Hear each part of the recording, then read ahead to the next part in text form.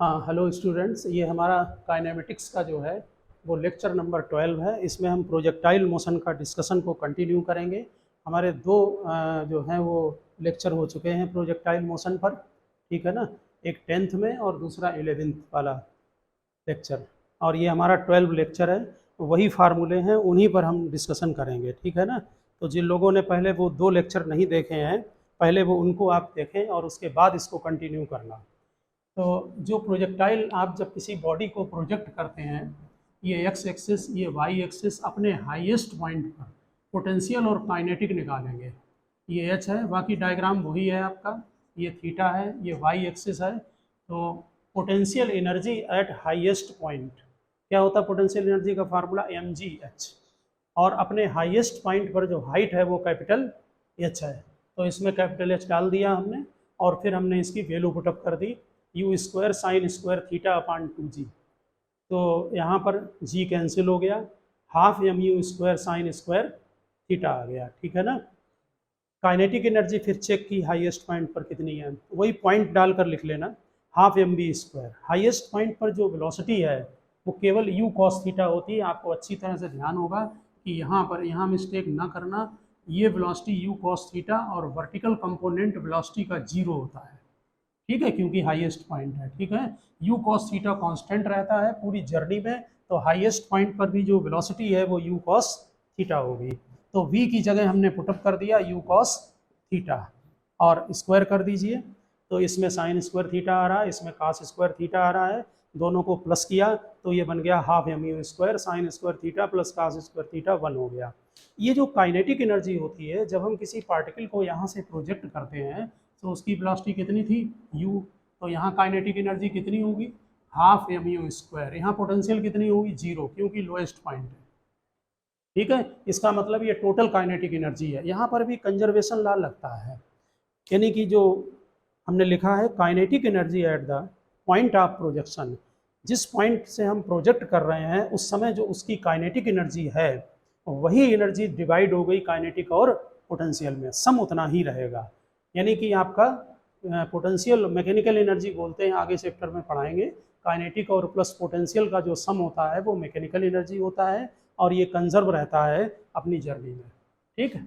और अगर हम इन दोनों को डिवाइड करते हैं पोटेंशियल अपान काइनेटिक को, तो देखिए half m u square cancel हो गया, sine square theta upon cos square theta tan square theta बन गया, ठीक है। यहाँ हमने एक क्वेश्चन नोट किया है, आपके 11th के लिए क्वेश्चन बहुत इंपॉर्टेंट है और ज़रूर इसको ध्यान रखना। हम यहाँ नोट कर दे रहे हैं इंपॉर्टेंट, कि find the angle of projection when maximum height equals range of projectile, है ना। किस एंगल से प्रोजेक्ट करें, है किस एंगल से आप किसी बॉडी को प्रोजेक्ट करें कि उसकी जो मैक्सिमम हाइट हो वो रेंज के इक्वल हो। तो मैक्सिमम हाइट को हम कैपिटल एच से लिखते हैं, रेंज को आर से लिखते हैं। इनकी वैल्यू पुटअप कर दें, कैपिटल एच कितना होगा, u square sine square theta upon 2g, और रेंज का formula u square sine 2 theta upon g होता है। इसमें यू स्क्वायर कैंसिल करें, जी कैंसिल करें, साइन 2 थीटा की वैल्यू जरूर ध्यान रखना, 2 साइन थीटा कॉस थीटा, ये कॉस थीटा लिखा है तो यहाँ पर, और ये 2 बना रहेगा, साइन थीटा कैंसिल हो गया। अगर कॉमन भी लेते हैं, वैसे कॉमन भी लेके थीटा जीरो नहीं हो सकता है, कॉमन लेने में थीटा जीरो आएगा। तो साइन थीटा को हमने कैंसिल कर दिया, तो साइन थीटा हो गया 4 कॉस थीटा, टेन थीटा 4 आ गया। इसको हम मैथमेटिकल पॉइंट से थीटा इज इक्वल टू लिखते हैं टेन इनवर्स 4, ठीक है। अगर आपको लर्न रहे तो बेटर है। ये एंगल नियरली 76 डिग्री होता है। आपको 10 60 डिग्री मालूम होगा, 10 का ग्राफ हमने मैथमेटिकल उसमें बता रखा है कि 60 डिग्री की वैल्यू जो है वो √3 है, ठीक है ना। तो बहुत, फिर उसके बाद बहुत तेज़ी से वैल्यू बढ़ती है, क्योंकि 1090 जो है वो इनफाइनाइट होता है, इसलिए जो वैल्यू होती है बहुत तेज़ी से इंक्रीज़ होती है। तो 4 जो वैल्यू आती है वो 76 डिग्री की आती है नियरली। अगर ध्यान रहे तो अच्छा रहेगा। तो समझ गए होंगे क्वेश्चन को, इसको जरूर ध्यान रखना कि एच और आर कितने एंगल पर इक्वल होंगे। यानी किसी पार्टिकल को जब हम प्रोजेक्ट करते हैं तो उसकी जो मैक्सिमम हाइट होगी वो रेंज के इक्वल आएगी, अगर हम 76 डिग्री से प्रोजेक्ट करते हैं, है ना। 45 पर जैसे रेंज मैक्सिमम थी, यहाँ पर दोनों एच और आर इक्वल होंगे, ठीक है ना। अब आप जरा एक क्वेश्चन नोट करें, लिखिए ए particle is projected with velocity u. A particle is projected with velocity u. A particle is projected with velocity u so that horizontal range is horizontal range is 3 times the greatest height, thrice है greatest height.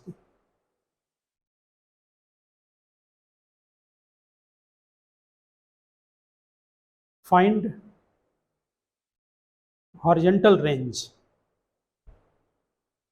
देखो horizontal range जो पूछा गया है, इस calculation का ये meaning है कि आपको u और g गिवन है. g तो गिवन है ही क्योंकि वो अंडरस्टूड है, तो g नहीं भी आ सकता आंसर में, तो उनके टर्म्स में आंसर निकालना है. पहले आपको क्या गिवन है, r is equal to 3h रखा जाए, देखते हैं क्या आता है. न्यूमेरिकल है.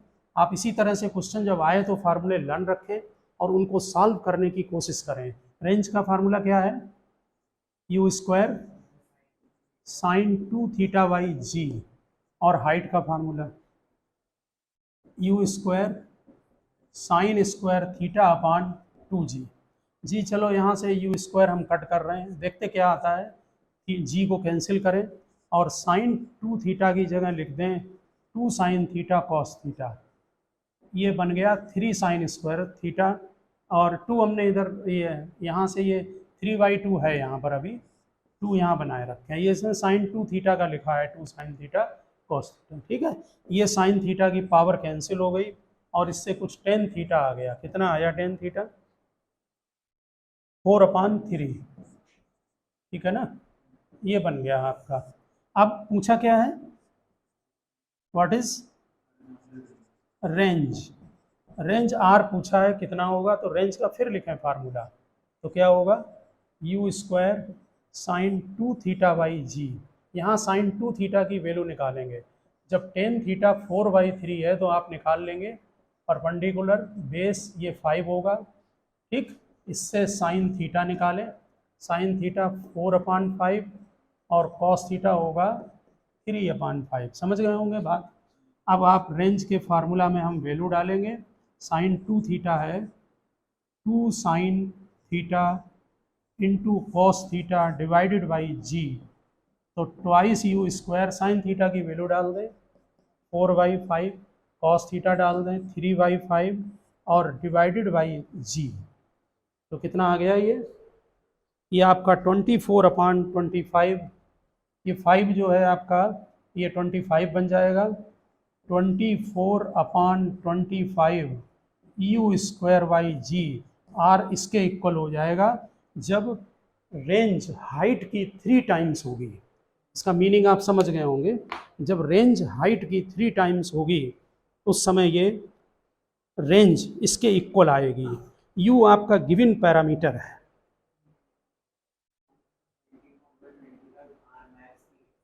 हाँ ठीक है ना. नेक्स्ट क्वेश्चन नोट करें, लिखिए so that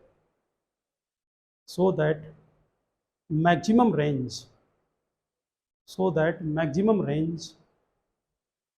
of a projectile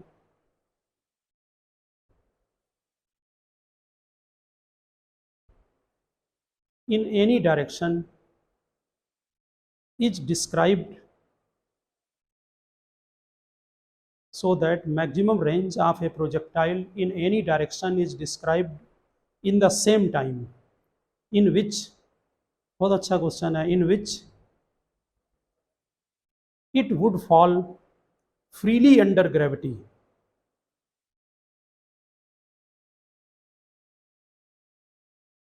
In which it would fall freely under gravity through this distance starting from rest. Through this distance starting from rest.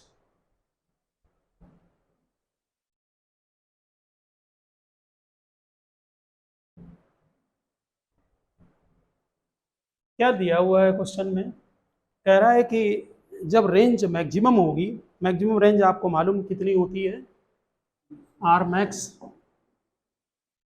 You square upon g. और ये कब होती है range maximum? जब theta कितना हो 45। उस समय टाइम कितना होगा टी? टाइम का फार्मूला है फ्लाइट टाइम का 2u sine theta by g. तो यहाँ पर साइन 45 डालें, उस समय ये टाइम आएगा √2 हो जाएगा यहाँ पर √2 यू अपान जी। ठीक है। अब क्वेश्चन ये कह रहा है कि जो आपने ये टाइम निकाला है, ये इतने ही टाइम में वो जो डिस्टेंस ट्रेवल करेगा वो मैक्सिमम रेंज के इक्वल होगी। तो जरा देखते हैं टाइम वर्टिकल मोशन के लिए। डाउनवर्ड वर्टिकल मोशन के लिए u0 टाइम आपका आ गया ये, और h निकालेंगे कितना आता है। तो h is equal to half GT square.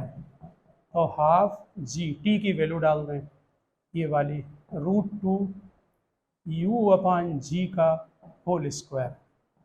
तो half G2 u square upon g square. 2 cancel करें, g कैंसिल करें, तो h आ गया u स्क्वायर बाई जी, और ये r मैक्स के इक्वल है। ठीक है। अगर लैंग्वेज में डाउट हो तो लैंग्वेज को बार बार पढ़ें और उसको देखें, वो मैक्सिमम रेंज के इक्वल आ गया h जो है। आ गई होगी बात समझ में।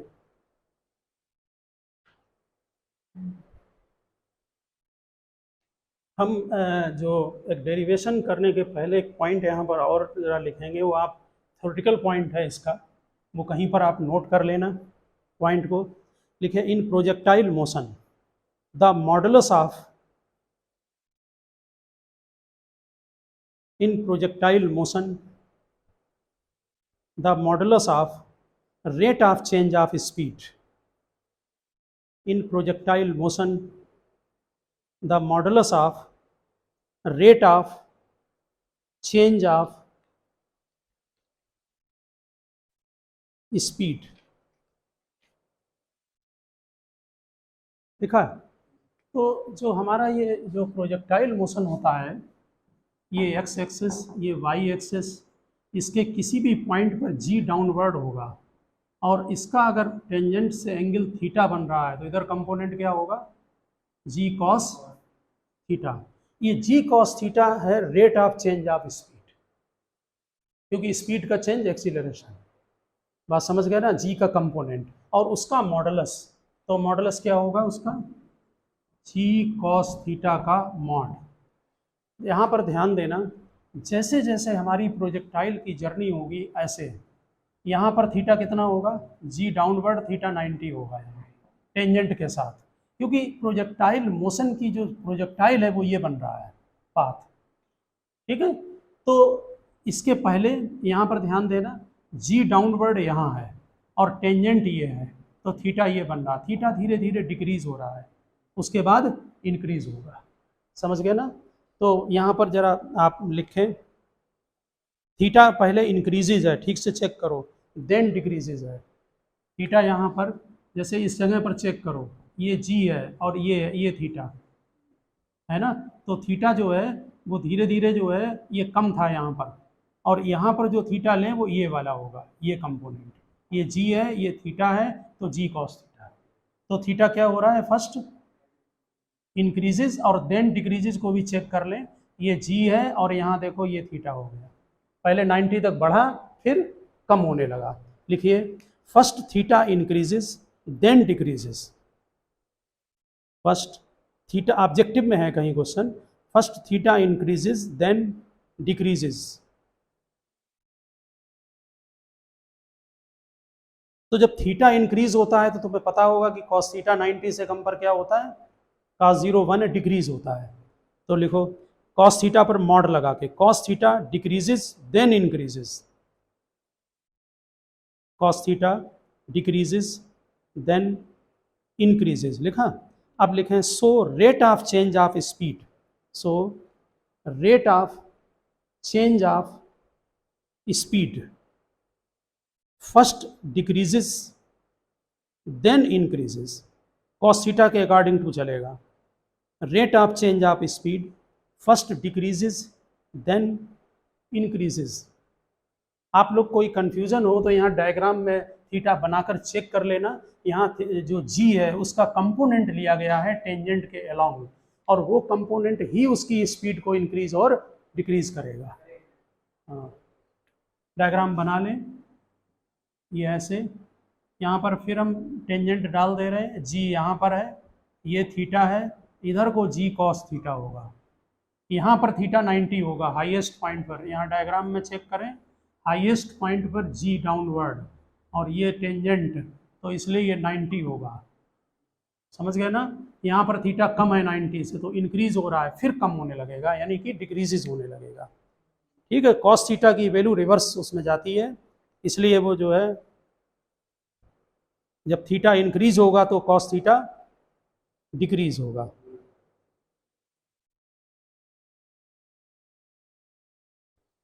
बना लिया?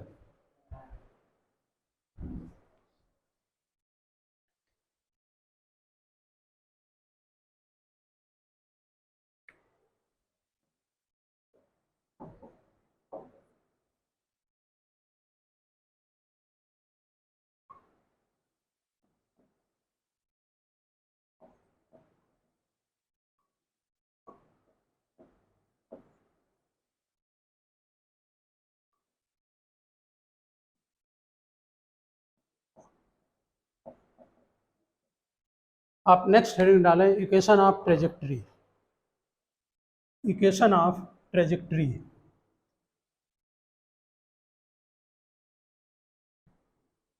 ये आपका फोर्थ डेरिवेशन है चैप्टर का, और शायद ही कोई एग्ज़ाम हो जिसमें ये पूछते ना हो।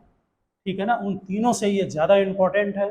ट्रेजेक्टरी का जो मीनिंग है वो पाथ होता है कि कौन से पाथ को वो फॉलो कर रहा है। हमने मैथमेटिक्स के लेक्चर में आपको इनका वो समझाया है ठीक से कि स्ट्रेट लाइन, सर्किल, पैराबोला, ठीक है ना, ये सब ट्रेजेक्टरी हैं। ठीक है, जैसे कोई पार्टिकल अगर सर्कुलर पाथ में रिवॉल्व कर रहा है तो उसकी जो ट्रेजेक्टरी है वो सर्कुलर होगी। हम जब उसको मैथमेटिकल इक्वेशन से लिखेंगे तो हम x square plus y square is equal to r square लिखते हैं। ठीक है, मैथ के लेक्चर को आप सर्च करें, मैथ के जो लेक्चर हैं 5 उनमें देखें वहाँ पर। तो यहाँ पर जो प्रोजेक्टाइल मोशन है, जब आप किसी पार्टिकल को यहाँ से प्रोजेक्ट करते हैं सरफेस से और वो यहाँ स्ट्राइक करता है, तो इसका जो पाथ है वो पैराबोलिक होता है। और वो ड्राइव करने को भी आता है कि प्रूव करें आपकी path of projectile is parabolic. तो ध्यान रखना, जब इसका हम डेरिवेशन करेंगे एग्जाम में तो फिर से पूरा डायग्राम बनाएं। यू क्या है? इनिशियल वेलोसिटी, जो हमने फर्स्ट उसमें लिखाई है। थीटा एंगल ऑफ प्रोजेक्शन है, ए पॉइंट ऑफ प्रोजेक्शन है। वो सारे पॉइंट जो हैं आप एग्जाम में जरूर नोट करें, नहीं तो मार्क्स कटेंगे उसके। ठीक है ना? और इसमें यहाँ ध्यान रखना, किसी एट एनी पॉइंट पर इसका कोऑर्डिनेट एक्स कॉमा वाई है, क्योंकि ट्रेजेक्टरी में हमें कोऑर्डिनेट का रिलेशन बनाना है एक्स और वाई के बीच में। ठीक है ना? तो हम यहाँ पर इक्वेशन ऑफ ट्रेजेक्टरी निकाल,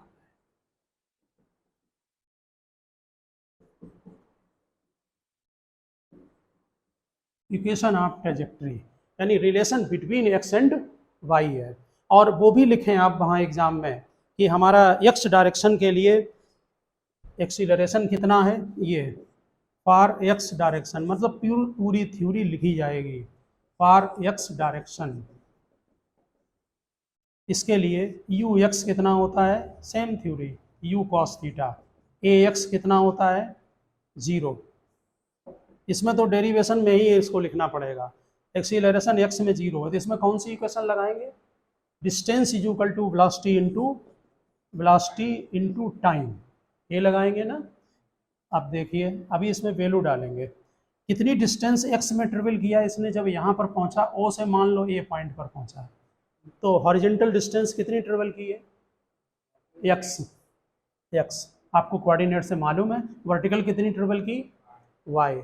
तो यहाँ पर फॉर हॉरिजॉन्टल के, हॉरिजॉन्टली लिख रहे हैं हम एक्स डायरेक्शन के लिए, जो यस है वो एक्स के इक्वल है, और यू एक्स आप लिख चुके हैं। तो x is equal to u cos theta into t, equation number 1। अब फॉर वर्टिकल मोशन,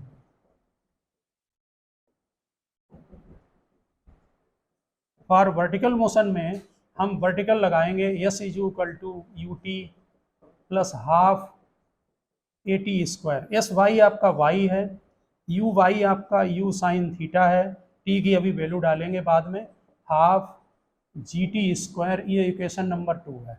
अब अगर आपको रिलेशन बनाना है एक्स और वाई में तो टी को एलिमिनेट करना पड़ेगा, लोकस है एक तरह से, लोकस ही है, तो टी की वैल्यू निकालें फर्स्ट इक्वेशन से, बाई फर्स्ट इक्वेशन, यहाँ से टी की वैल्यू कितनी है, x upon u cos theta, और इसको इसमें पुटअप कर दें, तो y is equal to u sine theta, t की जगह वैल्यू पुटअप करें x upon u cos theta minus half g, t की जगह x upon u cos theta का होल स्क्वायर। अब यहाँ पर देखें तो y इज इक्वल टू, ये यहाँ पर u कैंसिल हो जाएगा और x टेन थीटा आ जाएगा, बहुत जनरल इक्वेशन है, पूछी जाती है, हाफ, और लर्न भी रखनी है, जी एक्स स्क्वायर, एक्स का होल स्क्वायर कर दिया, और डिनोमिनेटर में यू स्क्वायर और कॉस स्क्वायर थीटा, ये ट्रेजेक्ट्री की इक्वेशन है, इसे आपको लर्न रखना है। और ये पैराबोलिक है, वहाँ पर लिखा जाएगा कि दिस इज़ द इक्वेशन। हमने आपको पैराबोला कराते समय ये बताया था कि अगर एक्स और वाई कोऑर्डिनेट में एक पर स्क्वायर हो और दूसरे पर स्क्वायर नहीं हो तो वो पैराबोला की इक्वेशन है। ध्यान देना, ये शिफ्टिंग पैराबोला है, देखिए ये वाला जैसे आपने पैराबोला बनाया, ये शिफ्ट होके यहाँ पहुँच गया, शिफ्टिंग पैराबोला है, समझ गए ना, या ये ले लो, सॉरी ये ले लो, ये आगे शिफ्ट हो गया है, समझ गए ना बात। तो ये पैराबोला अलग टाइप का है, जो मैथमेटिक्स में थोड़ा डीप में जाएंगे उसमें थोड़ा सा स्टडी ज़्यादा करनी पड़ती है। तो ये यहाँ पर लिखा जाएगा, this is the equation of parabola,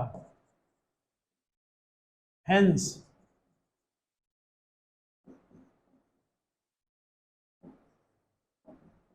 projectile path is parabolic. हमने पहले ही बता दिया कि शायद ही कोई एग्ज़ाम हो, बल्कि फाइनल तक में जो है ये बहुत ड्राइव करने को आता है कि आप प्रूव करें कि जो इक्वेशन होती है ट्रेजेक्ट्री की वो पैराबोला होती है। इस इक्वेशन की जो एक फॉर्म है ना, ये उधर का नोट कर लिया है, फर्स्ट लाइन हो गई ना, ठीक है, कहाँ पर, यहाँ, this is the equation of parabola, hence parabolic path, hence projectile path is parabolic. मतलब जैसे पैराबोला आपने जब पढ़ाए थे हमने मैथ में पैराबोला, तो ध्यान देना, एक पैराबोला ये पढ़ा था, एक ये पढ़ा था, एक ये था और एक ये था, तो यही वाला ऊपर शिफ्ट होके इधर आ गया, समझ, ये पैराबोला ही है, यहाँ आया, समझ गए ना, तो पाथ पैराबोलिक है ये, ठीक है ना। बाकी एक बात बता दें कि पैराबोला जब मैथ में किया जाता है तो उसमें बहुत कुछ होता है। जो पैराबोला है आपका ये जनरल, इसमें एक फोकस है, ठीक है ना, डायरेक्ट्रिक्स होती हैं, जो लोग मैथ कर चुके हैं वो जानते हैं इसको, ये ओरिजिन है, इन सबको यहाँ होल स्क्वायर में कन्वर्ट करके निकाला जा सकता है, लेकिन वो काफ़ी टिपिकल पड़ता है और बहुत ज़्यादा उसकी ज़रूरत नहीं है, ठीक है ना। सेकेंड लाइन नोट है, हम ये जो इक्वेशन आपने लिखी है पैराबोला की, इसमें एक फॉर्म आपको कहीं कहीं ऑब्जेक्टिव में लिखी हुई मिल जाएगी, हम उसको थोड़ा सा यहाँ पर नोट कर दें और आप लोग ऑब्जेक्टिव के लिए उस पॉइंट को ध्यान रखना, ओके। तो इसमें क्या करते हैं कि टेन थीटा को कॉमन ले लेते हैं, दोनों में से नहीं है तब भी कॉमन ले लें, ठीक है ना, और एक्स तो है ही कॉमन, तो टेन थीटा को कॉमन ले लें, आप टेंथ में कॉमन ले लेते हैं, नहीं होता तब भी एक्स टेन थीटा, तो यहाँ 1 आएगा माइनस, बताओ जरा सेटिंग करवा दो, उसमें टेन थीटा जब कॉमन लिया, एक एक्स कॉमन ले लिया तो जी एक्स बचा, ऊपर नीचे ट्वाइस बचा, यू स्क्वायर बचा, और टेन थीटा जब आपने वहाँ कॉमन ले लिया तो वहाँ पर क्या होगा, डिवाइड हो जाएगा, ठीक, और कॉस स्क्वायर थीटा है ही, तो देखिए हमने लिखा कॉस स्क्वायर थीटा और यहाँ टेन थीटा की जगह sine theta upon cos theta लिख दिया, हमने डायरेक्ट कर दिया, ध्यान रखना, ओके। अब यहाँ पर एक्स टेन थीटा 1 माइनस, ये कॉस थीटा कैंसिल हो गया, और ध्यान रखें बहुत बार बताया गया 2 साइन थीटा कॉस थीटा, हाँ इसकी जगह लिख दीजिए साइन 2 थीटा, ये लिख दिया साइन 2 थीटा। ओके, ये कुछ फार्मूला बन रहा है यार, ये सेकंड लाइन नोट है। अच्छा, ये कोई फार्मूला बन रहा है, जरा बताओ सेट करके कुछ। हाँ, ये रेंज का फार्मूला बन रहा है। इनवर्स क्या है, डिनोमिनेटर में लिख दिया जाए y is equal to x tan theta 1 minus g x, ये है u square sine 2 theta upon g. Range बन गया, यानी कि जी ना लिखा जाए, एक्स अपान आर।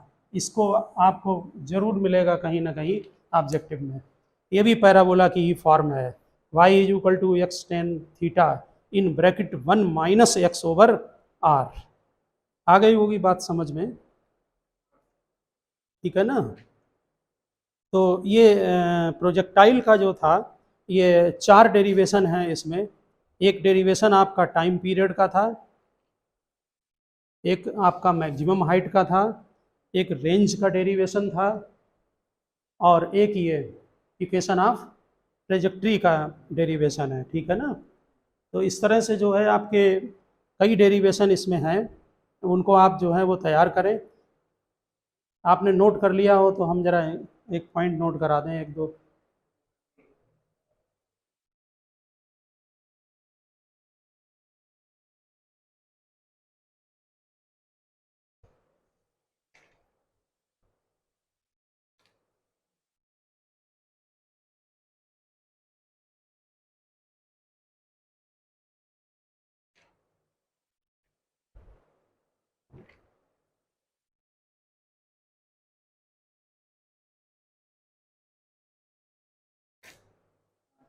ठीक है ना, बस एक पॉइंट नोट कर दें। अगर कोई दो प्रोजेक्टाइल आप किसी इस जगह से, देखिए एक प्रोजेक्टाइल इधर प्रोजेक्ट करें और दूसरा इस तरफ प्रोजेक्ट कर रहा है, मान लीजिए इसकी वेलोसिटी u1 है और इसकी वेलोसिटी u2 है, इसका एंगल थीटा 1 है और इसका एंगल थीटा 2 है। अगर इनकी वर्टिकल अपोजिट हैं, एक इधर से प्रोजेक्ट कर रहे हैं एक इधर से, अगर इनके वर्टिकल कंपोनेंट वेलोसिटी के इक्वल हैं, वर्टिकल कंपोनेंट मतलब इफ ऑब्जेक्टिव में काम आएगा जरूर, if vertical component of velocity equal, करिए इक्वल कंपोनेंट क्या होगा, u1 cos theta 1, u2 sorry vertical है sine theta 1, u2 sine theta 2। अगर ये दोनों इक्वल हैं तो ये कोलाइड करेंगे, नहीं तो नहीं करेंगे। तो कॉलिजन की ये कंडीशन है दो प्रोजेक्टाइल की, ठीक है ना। और ऑब्जेक्टिव में आप समझ रहे होंगे, अगर u1 दे दे, थीटा 1 दे दे, u2 दे दे, थीटा 2 पूछ दें कोलाइड करने का बताओ, तो सीधे इसमें वैल्यू डाले निकल आएगी, समझ गए ना। और एक बात ध्यान रखना, पहले एक क्वेश्चन ऐसा था, देखिए इधर, मान लीजिए आपने यहाँ से प्रोजेक्ट किया और वो यहाँ पर गिर गया, और दूसरा इधर से प्रोजेक्ट किया वो यहाँ गिर गया, तो कहाँ से करेगा कोलाइड। तो कंडीशन क्या होनी चाहिए कि इनके रेंज के अंदर आने चाहिए पॉइंट, समझ गए ना। तो पहले ये चेकिंग कर लेना, नहीं तो उसमें फिर होता है एक आंसर ऑब्जेक्टिव में दिया होगा कि वो कोलाइड ही नहीं करेंगे, बात समझ गए, या नन ऑफ दीज दे दिया, तो जरा इसको ध्यान रखना। रेंज निकाल सकते हैं, आपको फार्मूला रेंज का मालूम है, दोनों की रेंज निकालिए, उनका सम कीजिए। हाँ, वो तो दिए ही होंगे, समझ गए ना, तभी आपको पता लगेगा कि ये कोलाइड करेंगे कि नहीं, ठीक है ना। तो वर्टिकल कंपोनेंट वेलोसिटी के इक्वल होने चाहिए, देन दे कोलाइड लिख देना, then they collide each other, time भी सेम होगा, एक ही साथ फेंकें, क्योंकि मान लीजिए यहाँ पर स्ट्राइक कर गए, समझ गए ना, तो उनकी हाइट अभी लिखाया था, हाइट और टाइम सेम होता है, लेकिन वो एक तरफ से अपोजिट डायरेक्शन में आने चाहिए, आप समझ गए ना। तो लिख देना then they collide each other, otherwise not. Okay students, हम ये क्लोज कर रहे हैं आपका लेक्चर, और इसी में हम आगे कंटिन्यू करेंगे। आप लोग जो भी कोई डाउट है, कोई प्रॉब्लम है, तो कमेंट में डालें, उसको हम आपको डिस्कस करके देंगे बाद में। ओके।